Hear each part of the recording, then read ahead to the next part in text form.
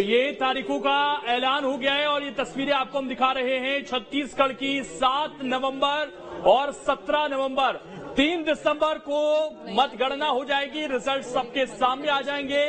2 phase में इस बार भी चुनाव हो रहा है, जैसा कि आप देख रहे हैं। मध्य प्रदेश पिछली बार की तरह एक ही चरण में चुनाव है। 17 नवंबर तारीख तय हुई है और 3 दिसंबर को यहां भी रिजल्ट सामने आ जाएंगे। 5 तारीख को पूरा इलेक्शन का जो प्रोसेस है वो खत्म हो जाएगा, लेकिन सबकी नजरें मध्य प्रदेश में होंगी 17 नवंबर और 3 दिसंबर।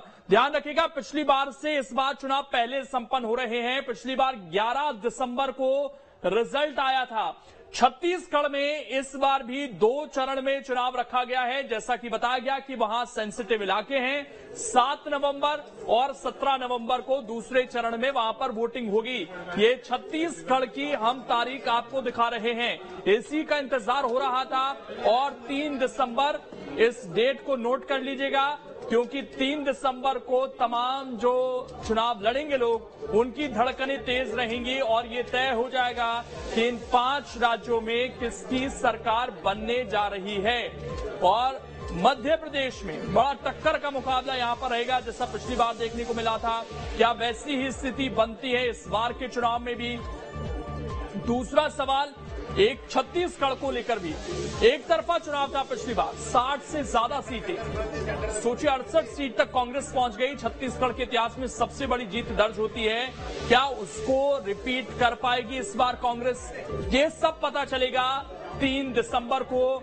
चुनाव आयोग ने पूरी जानकारी अभी दी। थोड़ी देर पहले आपने राजीव कुमार को सुना, मुख्य चुनाव आयुक्त को, और उन्होंने बड़े बारीकी से पूरी जानकारी दी। 7 नवंबर और 17 नवंबर इस बार भी 2 फेज में ही चुनाव होगा। न्यूज स्टेट पहले ये जानकारी आपको दे रहा था और जाहिर बात है जो बड़ा इलेक्शन होगा वो देखना है कि 17 को होता है 7 को। इस पर भी अभी जो डिटेल जानकारी है वो थोड़ी देर में आ जाएगी। लेकिन मध्य प्रदेश में बड़ा राज्य है, 5 करोड़ से ज्यादा वोटर हैं, 5.5 करोड़ से ज्यादा वोटर हैं, लेकिन वहां पर एक ही चरण में वोटिंग होगी और 3 दिसंबर को रिजल्ट सामने आ जाएंगे। तो ये तारीखें आप नोट कर लीजिए। 17 नवंबर मध्य प्रदेश, जब किस्मत कैद हो जाएगी ईवीएम में, तमाम जो प्रत्याशी चुनाव लड़ेंगे। और अब ये मानकर चलिए कि चुनाव की तारीख में करीब करीब 1 महीना और 8 दिन का समय बचा है, यानी कि 40 दिन से भी कम समय है अब प्रत्याशियों को अपना प्रचार करने का। वोटिंग से 2 दिन पहले जो प्रचार है वो थम जाता है। केवल डोर टू डोर शुरू होता है प्रचार, उसमें जो अनुमति मिलती है।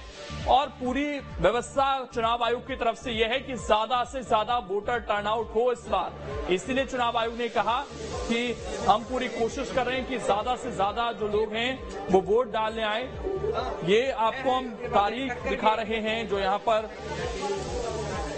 डिक्लेयर हुई हैं चुनाव आयोग की तरफ से।